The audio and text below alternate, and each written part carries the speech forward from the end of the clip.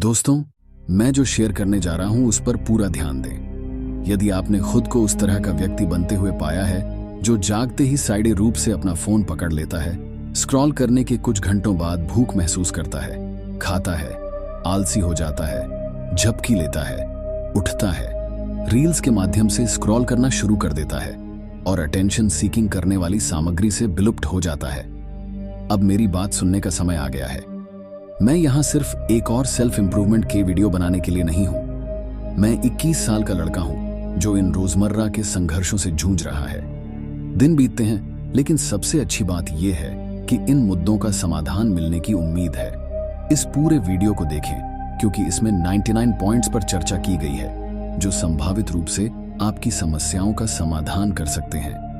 क्या आपने कभी इस बात पर ध्यान दिया है कि जब आपको अर्थ नहीं मिल पाता है तो आप स्क्रॉलिंग या मास्टरबेशन जैसी गतिविधियों की ओर रुख कर सकते हैं, लेकिन बाद में आपको पछतावा महसूस होता है? यह एक सामान्य पैटर्न है और अंडरलाइंग संदेश यह है कि हमारा दोहक एक अलार्म के रूप में कार्य करता है। यह संकेत देता है कि हमारे जीवन में कुछ सही नहीं है। सैडनेस एक महत्वपूर्ण चेतावनी है जो हमें बताती है कि हम प्रामाणिक रूप से नहीं जी रहे हैं। हालांकि मूल कारण को संबोधित करने के बजाय हम अक्सर इमीडिएट हैप्पीनेस का पीछा करते हैं, ऐसी गतिविधियों में संलग्न होते हैं जो क्षण भर के लिए हमारी आत्माओं को उठा देती हैं, फिर भी इनसाइड पेन बना रहता है। एग्जाम्पल के लिए मास्टरबेशन पर विचार करें। यह अक्सर बोरियत या उद्देश्य की कमी की प्रतिक्रिया है। याद रखें, अंडरलाइंग इश्यूज को संबोधित किए बिना खुशी की तलाश करना अपने दुख पर पर्दा डालने जैसा है। इस अवधारणा को समझना आवश्यक है और मैं इसे उदाहरणों के साथ समझाऊंगा। इसलिए जब आप उदास महसूस करें तो इसे एक संकेत के रूप में पहचानें कि किसी गहरी चीज पर ध्यान देने की जरूरत है।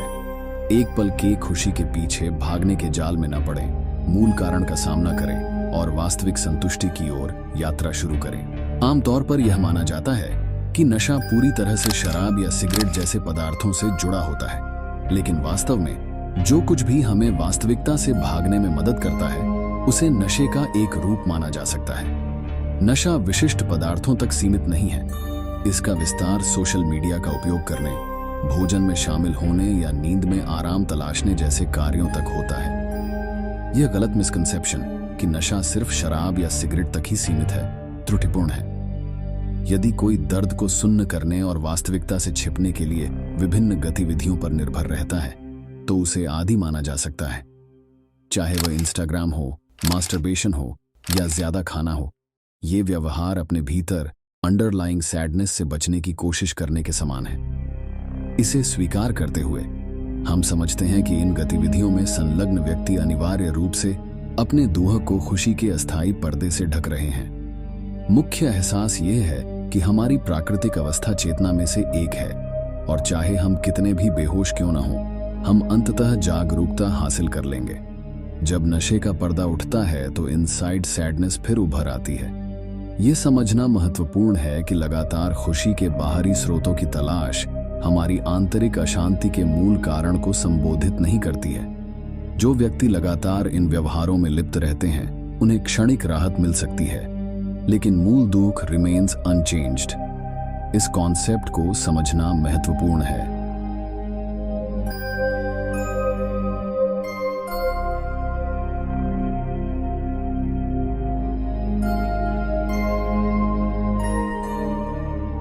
यदि आप स्वीकार करते हैं कि आपके कार्य आपकी आंतरिक अशांति से बचने का प्रयास है, तो आप एक वास्तविक समाधान खोजने की दिशा में आगे बढ़ सकते हैं। खुशी की तलाश और फिर दुख के आगे घुटने टेकने का चक्र तभी टूट सकता है जब आप अंडरलाइंग सैडनेस का सामना करेंगे और उनका समाधान करेंगे, जिससे आप लगातार नशे के जाल से मुक्त हो सकेंगे।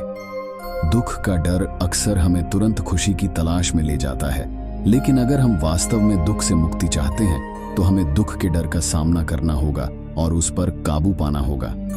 अपने आप को एक प्रेशर कुकर के रूप में कल्पना करें जिसके अंदर भावनाएं उमड़ रही हैं। जिस तरह बहुत जल्दी दबाव छोड़ने से दालें ठीक से नहीं पक पाती, उसी तरह तुरंत खुशी या नशा करना आपके आंतरिक संघर्षों के प्रामाणिक प्रसंस्करण में बाधा डालता है।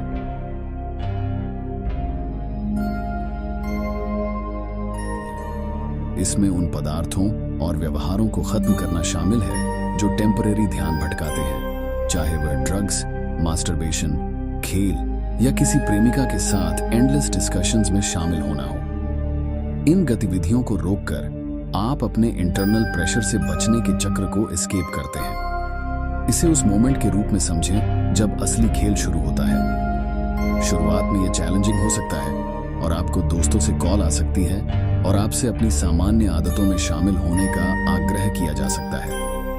हालांकि यह समझना महत्वपूर्ण है कि सच्ची प्रेरणा बाहरी स्रोतों से नहीं आती है। इस दुनिया में कोई भी आपको पूरे दिन पड़े रहने और निराशा के विचारों की सुस्ती से मुक्त होने के लिए प्रेरित नहीं कर सकता है। ऐसी सिचुएशन में फंसे लोगों के लिए संदेश स्पष्ट है। जिस दिन आपको बाहरी प्रेरणा की आवश्यकता नहीं रह जाएगी, वही दिन है जब आप वास्तव में अपने जीवन की कमान संभालेंगे। किसी व्यक्ति या वस्तु द्वारा आपके नीचे आग जलाने की प्रतीक्षा करने के बजाय अपने भीतर चिंगारी प्रज्वलित करें। जब आपकी खुद की प्रेरणा प्रेरक शक्ति हो, तो आपको आगे बढ़ने के लिए बाहरी सत्यपन की आवश्यकता नहीं होगी। चैलेंज इस फैक्ट में निहित है कि जब आपके भीतर आग जलने लगती है, तो ऐसा महसूस होता है कि आप पानी में कूदने के लिए मजबूर हैं। मैं जिन पदार्थों और डिस्ट्रैक्शंस पर चर्चा कर रहा हूँ, नशीले पदार्थ, पलायनवाद, ये उस पानी की तरह है जिसमें आप कूदते हैं। जब टेम्पररी नशा या नशा उतर जाता है, तो दर्द फिर से उभर आता है और आपको राहत के लिए वापस पानी में गोता लगाने के लिए प्रेरित करता है। इस पर विचार करो। जब नशे के आदी व्यक्ति को इसका सॉल्यूशन नहीं मिल पाता है, तो वे तीव्र बेचैनी से पीड़ित होते हैं। यही प्रिंसिपल आप पर भी लागू होता है। जब आप इन सभी डिस्ट्रैक्शंस को रोकने का निर्णय लेते हैं, तो शुरू में यह एक असहनीय लालसा की तरह महसूस हो सकता है, जिससे आप हर पल रोने और पीड़ा महसूस करने लगते हैं। यह उस नशे के आदी व्यक्ति के त्याग से गुजरने के समान है। हालांकि याद रखें कि यह चाहत अंत नहीं है, यह एक प्रक्रिया है। समय के साथ यह चाहत एक शक्तिशाली शक्ति में बदल जाती है, जो आपको अपना जीवन बदलने की शक्ति प्रदान करती है। आप अपनी वर्तमान स्थिति पर सवाल उठाना शुरू कर देंगे, यह महसूस करते हुए कि आप जहां हैं वह जगह नहीं है जहां आप होना चाहते हैं। यह एहसास भीतर की आग की तरह आपको कार्रवाई करने के लिए प्रेरित करता है। आइए एक सादृश्य पर विचार करें। केवल एक निकास वाले कमरे में बंद होने की कल्पना करें। सामने शराब की बोतल रखी है।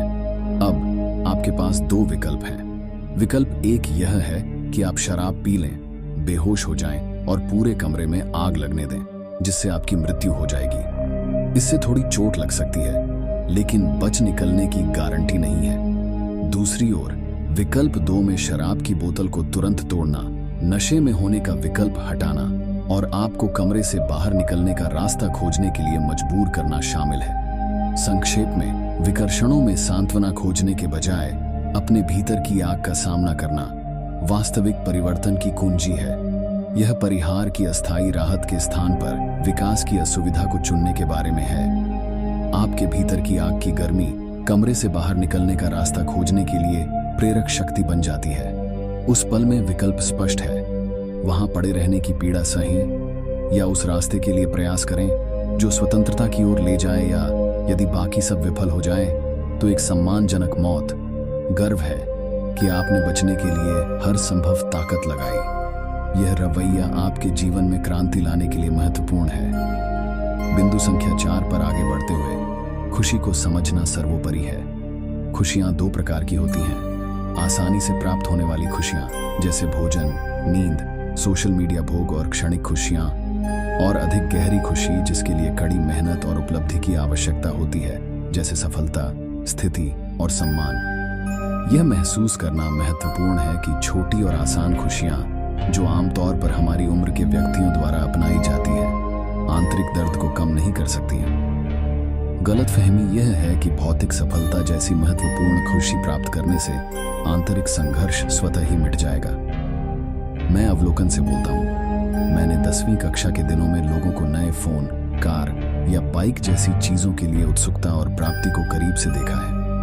प्रारंभ में ये अधिग्रहण खुशी के स्रोत की तरह लग सकते हैं, लेकिन समय के साथ उन पर धूल जम जाती है और प्रारंभिक प्रसन्नता फीकी पड़ जाती है। मैं यह सुझाव नहीं दे रहा हूं कि ऐसी गतिविधियां अनावश्यक हैं, बल्कि ये समझना आवश्यक है कि वे अकेले आंतरिक अशांति का समाधान नहीं करेंगे। यदि आप अपने दर्द को सुन्न करने के लिए इन गतिविधियों में लगे हुए हैं तो राहत अस्थायी है। जब तक आप मूल कारण का पता नहीं लगाएंगे, दर्द फिर से उभर आएगा।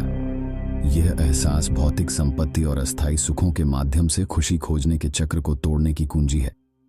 खुशी चाहे छोटी हो या बड़ी, अकेले सुख भोगने से भीतर का दर्द कम नहीं होगा।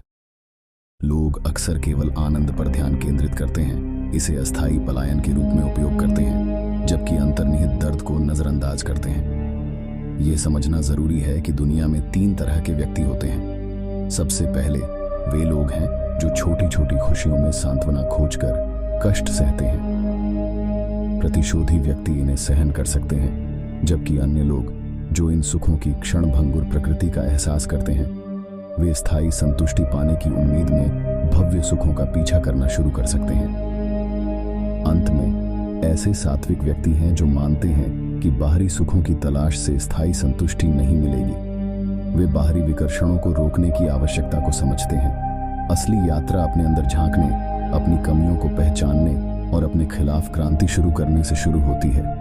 इस आंतरिक क्रांति में उन मानसिक और भावनात्मक बंधनों से मुक्त होना शामिल है जो हमें फंसाते हैं। बाहरी तौर पर खुशी खोजने की बजाय हमें अपने अंदर झांकना चाहिए और अपने दुखों के मूल कारण को समझना चाहिए। बाहरी कारक जैसे सामाजिक प्रोग्रामिंग या मौका अक्सर हमारे निर्णयों को प्रभावित करते हैं। मुक्त होने के लिए हमें उस प्रोग्रामिंग को चुनौती देने की जरूरत है जो हमारी पसंद तय करती है। जुनून, रुचियों और शौक को आंतरिक मुक्ति और आत्मखोज की खोज के साथ संरेखित होना चाहिए, न कि केवल पीड़ा से बचने के साधन के रूप में। यह तुलना भगत सिंह जैसे ऐतिहासिक शख्सियत से की जाती है, जिन्होंने कम उम्र में चुनौतियों का सामना किया था, इस बात पर जोर देते हुए कि स्वतंत्रता की खोज अक्सर बलिदान की मांग करती है। यह समझना महत्वपूर्ण है कि मृत्यु अपरिहार्य होने पर भी दास्ता जैसी कुछ कार्रवाइयों को स्वीकार क्यों नहीं किया गया। जीवन यथास्थिति के विरुद्ध युद्ध की मांग करता है, जरूरी नहीं कि किसी विशेष लक्ष्य को प्राप्त करने के लिए, बल्कि वर्तमान स्थिति के सतत असंतोष से बचने के लिए भी। इस आंतरिक संघर्ष की आवश्यकता तब तक स्पष्ट हो जाती है जब तक दर्द भीतर बना रहता है। इस बात पर जोर दिया गया है कि बाहरी ध्यान भटकाने वाले और आराम चाहने वाले व्यक्ति हमें इस यात्रा से रोकने का प्रयास कर सकते हैं और हमें अपने असंतोष में स्थिर रहने के लिए प्रेरित कर सकते हैं। बिंदु संख्या 5, आत्मखोज और आंतरिक क्रांति के साथ आने वाली चुनौतियों को स्वीकार करने के महत्व को रेखांकित करता है। जब खलनायक नायक से अधिक शक्तिशाली होता है तो फिल्म के हिट होने की उपमा इस बात पर प्रकाश डालती है कि व्यक्तिगत विकास के लिए कठिन चुनौतियों का सामना करना महत्वपूर्ण है। यह स्वीकार करना कि जीवन का खलनायक भारी लग सकता है, लेकिन बाधाओं के बावजूद उसका सामना करना ही सच्चे नायक की यात्रा है। जीवन के खलनायक द्वारा उत्पन्न चुनौतियों का सामना करते समय यह वास्तव में एक दर्दनाक यात्रा हो सकती है। जैसे जैसे हम अपनी सीमाओं का सामना करते हैं और अपनी पूरी ताकत से लड़ते हैं, संघर्ष तेज हो जाता है। इस लड़ाई में कुछ पुनः चिह्नित करने योग्य अक्सर घटित होता है, जिससे जीत मिलती है। इस नायक की यात्रा केवल एक कथा नहीं है जिसकी हम दूसरों में प्रशंसा करते हैं। यह हमारी अपनी कहानी है। काल्पनिक नायकों से वास्तविक जीवन की चुनौतियों की ओर बढ़ते हुए हमारा सामना अपने ही खलनायकों से होता है। पहला खलनायक जिसे हमें दूर करना होगा वह है लत, एक दुर्जेय शत्रु। इसे भ्रम या नशा का नाम देना इन आदतों की भ्रामक प्रकृति को रेखांकित करता है। दोनों शब्द एक ही अवधारणा को संदर्भित करते हैं, क्योंकि दोनों हमें वास्तविकता से दूर ले जाते हैं। इस संदर्भ में वास्तविकता वह है जिसे हम वास्तव में हासिल करते हैं और बनाए रखते हैं। यह वह सार है जो हमें अपनी वास्तविक इच्छाओं को प्राप्त करने में सक्षम बनाता है। हालांकि जब नशे का पर्दा उठता है तो हमें अक्सर एहसास होता है कि जिसे हम हकीकत समझ रहे थे वह दरअसल झूठ था। ऐसे परिदृश्य पर विचार करें जहां एक व्यक्ति आनंदहीन जीवन की एक क्रस्ता से बोझिल होकर अंतर्निहित दुहक को छुपाने के लिए नशे की लत में सांत्वना ढूंढता है। इस चक्र से मुक्त होने की प्रक्रिया में व्यक्ति नशे की लत को रोकता है और उस कच्चे दुहक को प्रकट करता है जो पहले छिपा हुआ था। दर्द स्पष्ट हो जाता है, लेकिन इस दुख को सहने और समझने से ही व्यक्ति को मुक्ति मिलती है। हालांकि यह यात्रा चुनौतियों से रहित नहीं है। आंतरिक खलनायक, भ्रम का प्राणी, इस मार्ग पर सवाल उठाता है।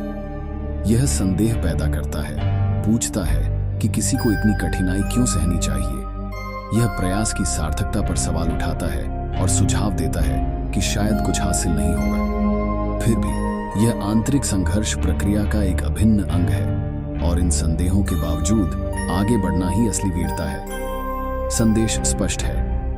प्रतिकूल परिस्थितियों का सामना करते हुए लत और भ्रम के खिलाफ लड़ाई में बने रहना वास्तविक मुक्ति की ओर वीरतापूर्ण यात्रा है। मैं समझता हूं कि आप जिस दर्द के बारे में बात करते हैं उसका सामना करना कठिन लग सकता है और सफलता की गारंटी अनिश्चित है। अज्ञात से डरना और संदेह होना स्वाभाविक है कि क्या प्रयास का कोई परिणाम निकलेगा। हालांकि इन आशंकाओं को स्वीकार करना सच्ची मुक्ति की दिशा में पहला कदम है। आप ठीक ही मानते हैं कि नकली खुशी और भ्रामक चालों का आकर्षण आपको बंधक नहीं बनाना चाहिए। यह अस्थायी राहत के लिए माया के साथ रहने के बारे में नहीं है, बल्कि उस रास्ते पर चलने के बारे में है जो वास्तविक गर्व और आत्मसम्मान लाता है। संघर्ष के दौरान दर्द में रोना यात्रा का हिस्सा है, लेकिन इनाम आगे बढ़ते रहने के लचीलेपन में निहित है। दुख ही महसूस करना जरूरी नहीं कि तत्काल खुशी की इच्छा के बराबर हो। यह दुख से मुक्ति की गहरी चाहत का संकेत देता है। माया को इस दृढ़ घोषणा के साथ जवाब देना कि अब आप झूठी खुशी के प्रलोभन में नहीं पड़ेंगे, एक शक्तिशाली रुख है। दर्द का डटकर सामना करके आप लत और भ्रम के चक्र से मुक्त हो जाते हैं। हर सुबह अलार्म को एक अनुस्मारक के रूप में समझें कि वास्तविक जुनून और उद्देश्य का रास्ता चुनना एक सचेत निर्णय है। ये एक ऐसे जीवन के प्रति जागने के बारे में है जो आपके सच्चे स्व के साथ संरेखित होता है, भले ही इसमें संघर्ष शामिल हो। यह स्पष्टता माया के भ्रामक आकर्षण का प्रतिकार है। इस संकल्प के प्रति प्रतिबद्ध होना और क्षणभंगुर सुख की खोज को त्यागना एक सशक्त विकल्प है। यह एक घोषणा है कि आप दुहक और अस्थायी विकर्षणों से भरे उसी जीवन में वापस नहीं लौटेंगे। आपके भीतर का नायक सवाल करेगा कि आप अपने जुनून के अनुरूप जीवन क्यों नहीं जी रहे हैं। भीतर के जानवर को चुप कराने का मतलब पुरानी आदतों की ओर लौटना नहीं है। इसका मतलब है असुविधा का सामना करना और ऐसा रास्ता चुनना जो वास्तव में आपके जीवन को ऊपर उठा सके। यह उन आंतरिक बंधनों को तोड़ने की यात्रा है जिन्होंने आपको बांध रखा है। नशे का सहारा लिए बिना चुनौतियों का सामना करना ही सच्चे परिवर्तन की कुंजी है। अगले वीडियो में आप देखेंगे कि विकर्षणों को दूर करके बनाई गई खाली जगह का उपयोग कैसे किया जाए। गलतियां करने, सीखने और विकसित होने की प्रक्रिया को अपनाएं। अजेय बनने के मार्ग के लिए दृढ़ता और अटूट मानसिकता की आवश्यकता होती है। हालांकि आगामी वीडियो में समय लग सकता है। यदि आपको व्यक्तिगत मार्गदर्शन की आवश्यकता है तो बेझिझक दिए गए लिंक के माध्यम से जुड़ सकते हैं। याद रखें, लक्ष्य दर्द से बचना नहीं है, बल्कि साहस के साथ इसका सामना करना और मजबूत होकर उभरना है। Thank you for watching the video. यदि आपने इस वीडियो से कुछ भी सीखा है तो सब्सक्राइब और बेल बटन क्यों प्रेस करें। यह आपके लिए फ्री है, लेकिन यह हमारे लिए बहुत हेल्प होता है। Let's join our hands to develop the nation together. My country, my pride.